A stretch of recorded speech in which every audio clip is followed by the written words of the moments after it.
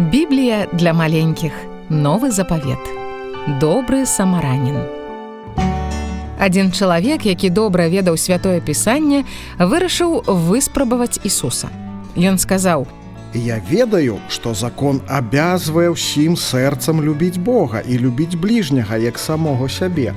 А хто мой бліжні?» Ісус распавёў яму такую прыповесць.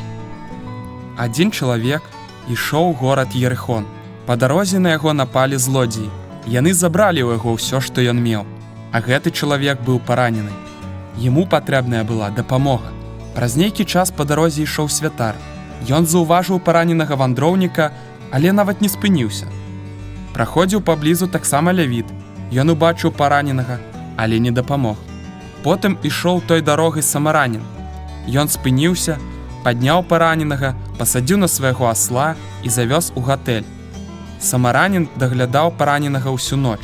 Раніцаю самаранін даў гаспадару гатэля 2 срэбныя манеты і сказаў: «Даглядай за ім, пакуль я не вярнуся».